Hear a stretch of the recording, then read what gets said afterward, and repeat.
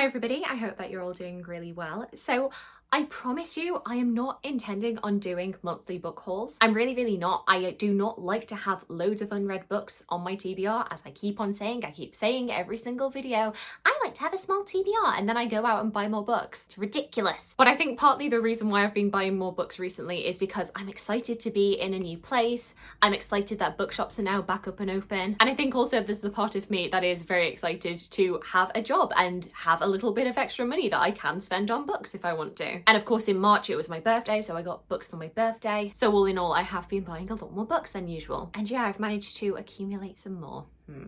The books that I have to show to you today are a combination of things that I picked up in charity shops around Woodstock, Oxford city centre, as well as in London. On my last wellness day off from work, I actually went to London and I got to see Les Mis, ha! But as well as that, I went into the Daunt Books in Malerba and just had a great old time there. If I'd had the time to go to the foils on Tottenham Court Road, then I absolutely would have done, but there just was not time. And this book haul has the special distinction of being the very first video where I have a review copy to show you. I got in touch with a publisher about a book that I was really interested in, and remarkably, they said yes. So that's a first for me, I'm quite pleased. But anyway, enough chattering on, let's get into the books. So I'm going to start off with some of the books that I picked up from charity shops around Woodstock and Oxford. Firstly, you will have seen in a previous book haul that I did that I picked up The Life of Marie Antoinette by Antonia Fraser. And I mentioned though, even though Antonia Fraser is such a prolific history writer, I'd never read anything by her, which is even more shocking when you consider that one of her most famous books is The Six Wives of Henry VIII, which I also found in a charity shop and decided I absolutely had to get. This book is pretty self-explanatory. It is about the 6 wives of Henry VIII, his 6 different queens and their lives. But it's also quite a special one if you are a fan of Six the Musical, because this is actually the biography that inspired the musical. Toby Marlowe and Lucy Moss reference this throughout their writing, and it really is just a classic of Tudor history. So I'm glad to finally have my own copy. And side note, I do just love these little Antonia Fraser paperbacks. I just love how they're designed. Next, another book that is kind of a follow-up from a book that I had bought in a previous book haul.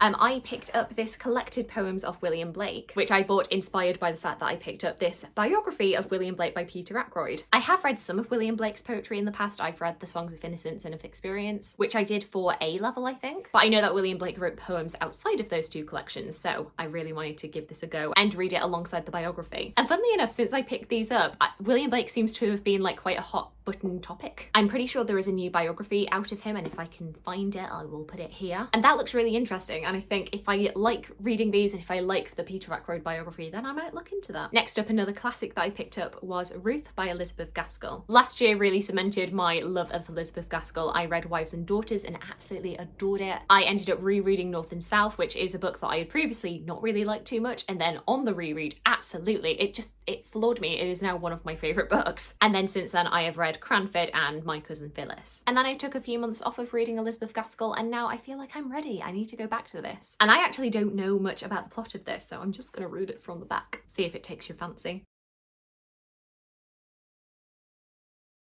Elizabeth Gaskell's second novel challenged contemporary social attitudes by taking as its heroine a fallen woman. Ruth Hilton is an orphan and an overworked seamstress, an innocent preyed upon by a weak, wealthy seducer.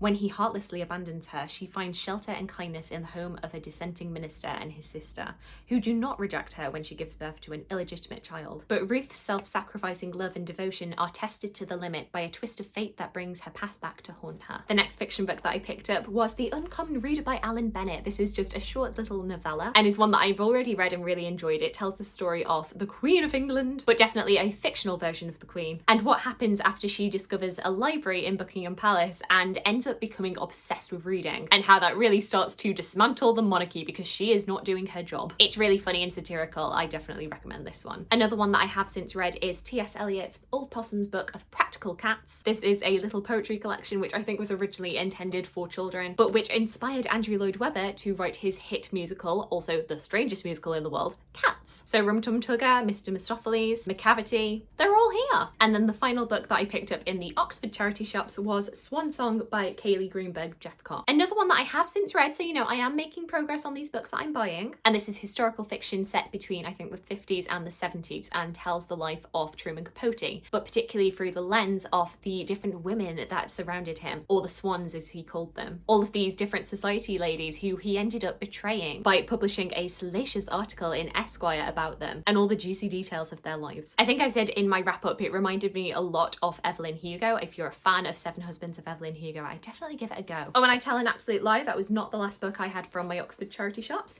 I also found The Year of Magical Thinking by Joan Didion. This is a book that has been on my radar for the longest time, but has never been a high priority book for me. But it's one that I hear nothing but fantastic things about. And I believe this is one of Joan Didion's memoirs, but particularly chronicling the year after both her husband and daughter died and her processing her grief. I feel like this will just be really powerful and poignant, so definitely one for my like little collection of books about grief. Apparently I have that. An interesting fiction that I just found on a whim was Ithaca Forever, Penelope Speaks, which is a translated fiction by Luigi Malerba and translated by Douglas Grant Hess. I mean, I think that's what it's called, but like the design does not make it easy for me. And this is another Greek myth retelling because apparently I can't get enough of those. And I believe it's the story of what happened after the events of the Odyssey from the perspective of Penelope, Odysseus's wife. And I think the premise of this is it kind of turns the tale on its head, turns these two characters on their heads. And instead of Odysseus being like the cunning, sly one who always has all of the plans, he has come home and we see very quickly that that is not who he is at all. He's suddenly doubtful and unsure, whereas Penelope is the one who knows everything. And she gets to be a real force and she gets to be angry and powerful and strong and all of the things that she's not really given in other retellings. I really like the Odyssey. I think it's just, I find Odysseus a really fascinating character. He's probably my favourite character in Greek myth, which every single time I tell somebody that, they're like, really? Odysseus? No. And I can't really explain it. I just find him a really interesting character. I think it's just that he's very charming, probably that. So whenever I see him featured in retellings of Greek myth, I'm always intrigued. And it'll be interesting to see how Ithaca Speaks will compare to something like The Penelope Ad by Margaret Atwood, which I have previously read, but not for a very long time. A new book that I kind of picked up on a whim after hearing the author talking on a podcast was The Middle Ages, a graphic history, which is written by Dr. Eleanor Janega and then illustrated by Neil Maximanuel. This is published by Icon Books, who have previously published Queer, a graphic history, which I read and really enjoyed. And this is basically a graphic non-fiction all about the medieval period and our different misconceptions about it, just taking you through this like 1,100 years of history. And I really enjoyed Dr. Janega. I follow her on Twitter and I just think she's really funny. She has a really great medieval history blog, and I feel like if anybody has really incentivized my ranting about the term the Dark Ages, it's really her, because she's often who I will cite whenever I get on a bit of a rant about that, which is often. And then swiftly moving on to the book that I actually requested from the publisher and they very kindly sent me. So you will know that I've been slowly but surely working my way into dress history. It's something that I'm kind of dipping my toes into. I'm really interested in it, but I'm always just a bit overwhelmed of where to start. And last year I read Tudor Fashion by Ilari Lynn and Dress in the Age of Jane Austen pretty much back to back. So that was covering 16th and 18th century dress in England. And obviously there's a bit of a gap in the middle there. So when I discovered that there was such a thing as Stuart style, monarchy dress and the Scottish male elite by Mariah Hayward, I was like, oh yeah, plug in those gaps. And I saw that this was also published by Yale University Press, which is also who publish Tudor Fashion and Dress in the Age of Jane Austen. So I sent them a little email being like, hey, I've previously talked about your other two books and I really enjoyed it. I'm really interested in doing a video about these three books. Would it be possible to get a copy of this, please? And I honestly was not expecting to get a response. So when they were like, yeah, totally, here you go, I was like, thank you. So yeah, once I've read this, look forward to a video where I go through these three books and their discussions of early modern fashion. I don't know, I just think it would be interesting. And also, I just want to have a moment for this front image. I have said frequently in the past that I am not a massive fan of the Stuart time period. I just do not find it interesting. Whenever I say that I'm generally an early modernist, I mean early modern with the 17th century taken out. I know, lots of big important things happened in the 17th century, but honestly, I don't find it that compelling. And I do sometimes wonder if half of it is because of the fact that the style in the Stuart time period is just bizarre to me. I cannot make heads or tail of it. And funnily enough, this is always the image that I go to whenever I say that Stuart fashion is a mess. What is this? What? I mean, to be honest, I would wear those shoes, but not with the rest of that outfit. It's just confusing to me, but I am willing to learn more about it. And of course, it comes with some fantastic imagery. Look at that.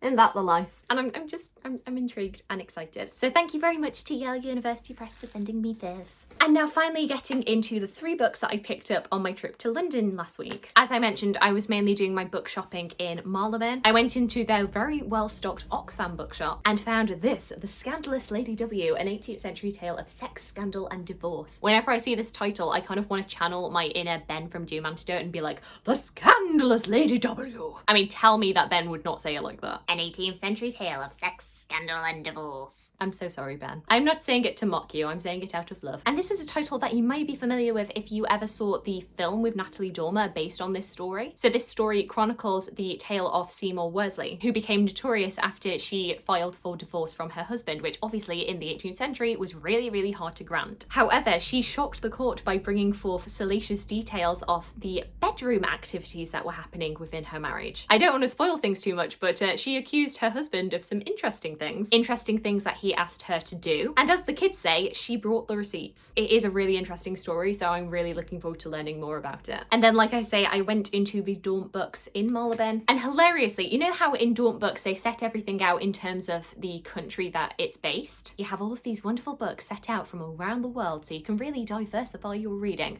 And where were the 2 books that I happened to buy? Where were they set, you ask? London.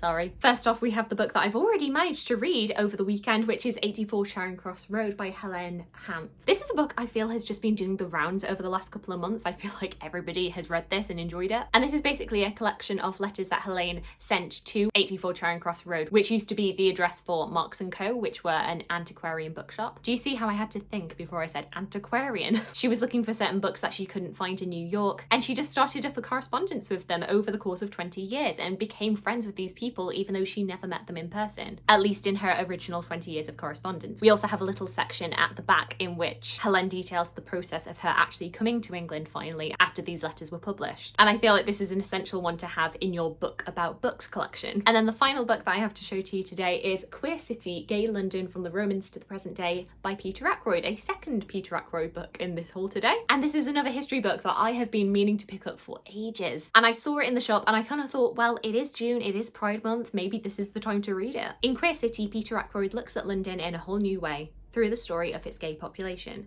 Ackroyd takes us right into the hidden history of the city and its endless loop of permissiveness and censure, from the pleasure-seeking Romans to the frenzy of executions for sodomy in the early 19th century. The Second World War turned the roles of the sexes upside down, and the 70s brought gay liberation and disco music. But then the horror of AIDS arrived, and the wheel of queer fortune turned yet again. Today we live in an era of increasing openness and tolerance, and queer London has become part of the new norm. Ackroyd tells the story of how it got there, celebrating its diversity, thrills and energy on one hand, but reminding us of its very real terrors, dangers and risks on the other. Definitely one that I'm excited to pick up. So here we have all of the books that I have picked up over the last month. Once again, I am hoping that I am not going to have quite as many next month. Do let me know if you have read any of the books that I've picked up, and let me know if any new books that you've had recently. I'd love to hear from you. I hope you're having a fantastic, fantastic day, and I look forward to talking to you again soon.